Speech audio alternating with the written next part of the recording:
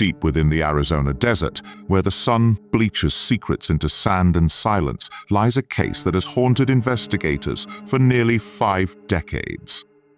What began as a missing person report transformed into something far more sinister. A web of espionage, torture, and impossible circumstances that defies every attempt at rational explanation.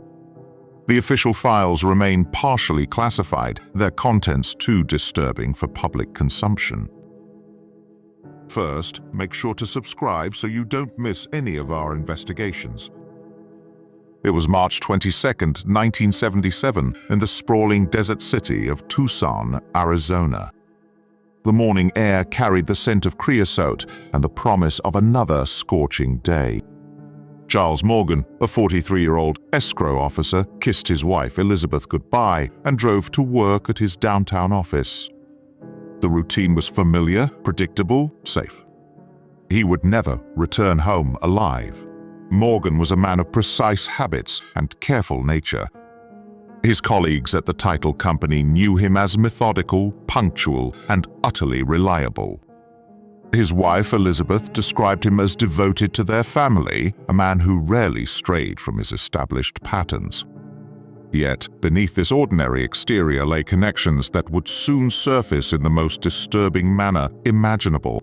When Morgan failed to return home that evening, Elizabeth contacted the Tucson Police Department. The initial response was routine. Missing adults often reappeared within 48 hours, usually with mundane explanations. But Charles Morgan was not an ordinary missing person, and his disappearance would soon reveal layers of complexity that stretched far beyond Arizona's borders.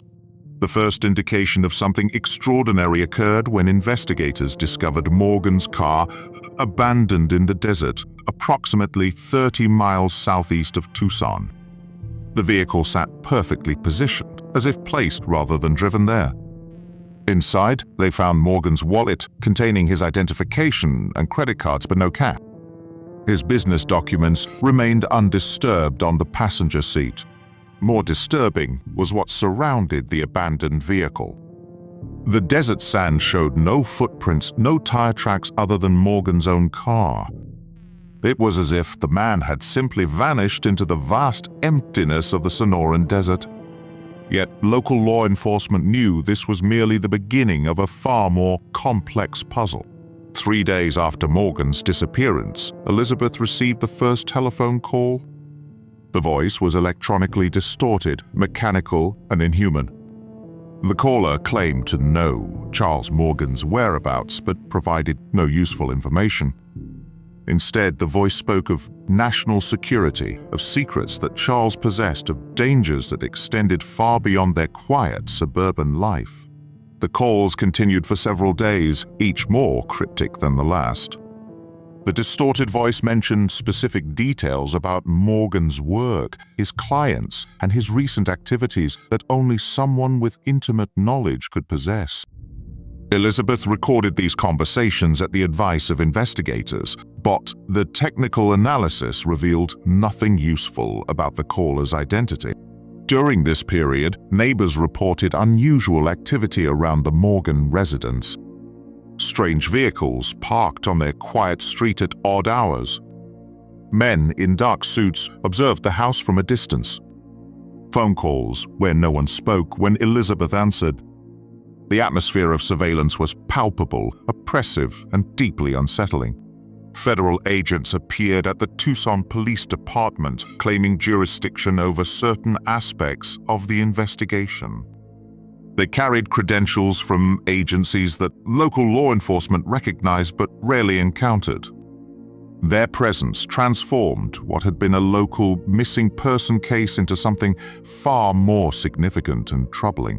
The agents brought with them files that revealed Charles Morgan's connections to individuals involved in arms dealing, international finance, and covert operations. His work at the title company had apparently provided cover for activities that extended into Mexico and Central America.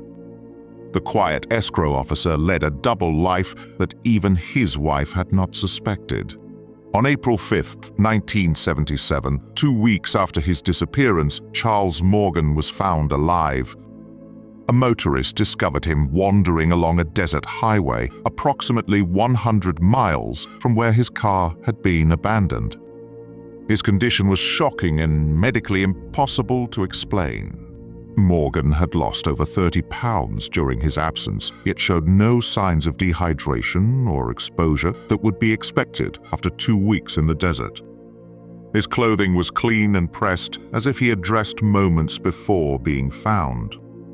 Most disturbing of all, he claimed to have no memory of the preceding 14 days. Medical examination revealed evidence of sophisticated torture. Small puncture wounds covered his body in precise patterns that suggested the use of specialized equipment. Chemical analysis of his blood showed traces of drugs that were not available through normal medical channels.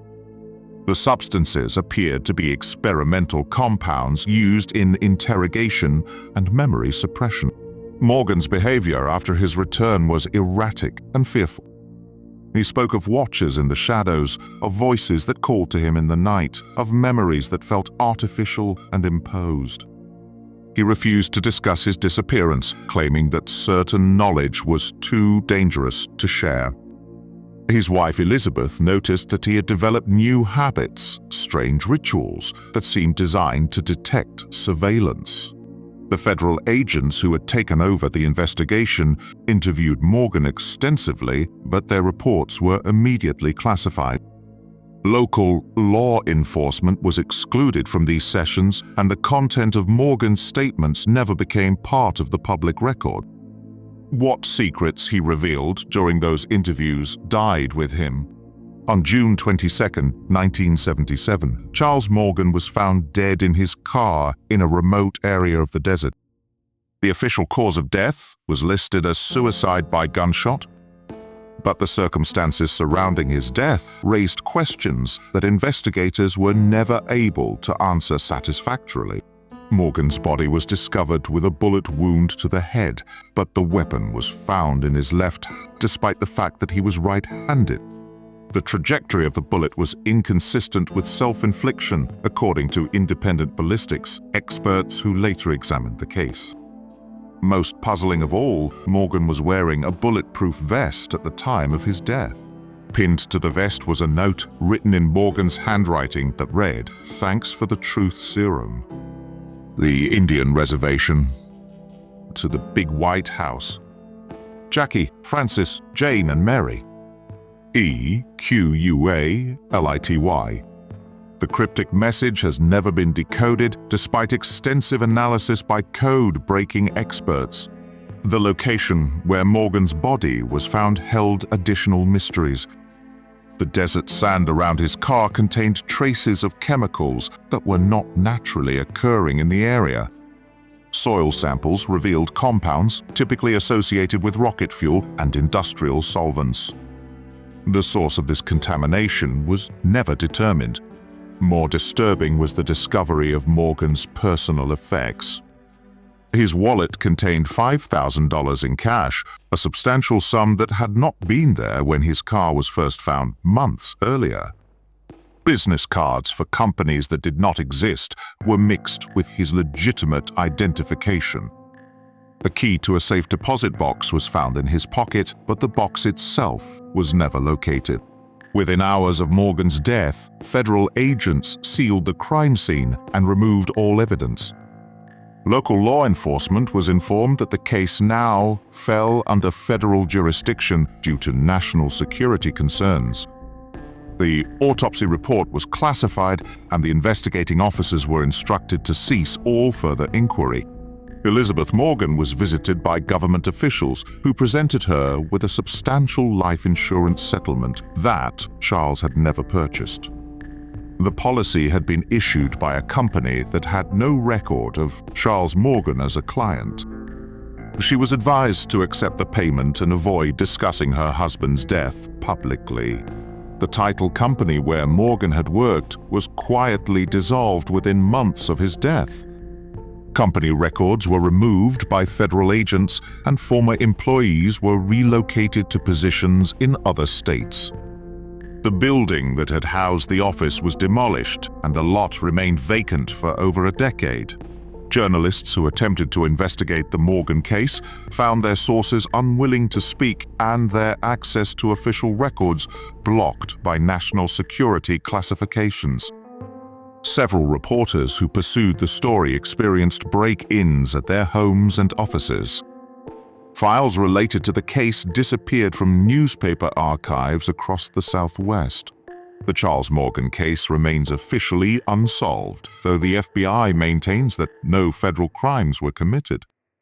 The contradiction between the evidence and the official conclusion has never been adequately explained.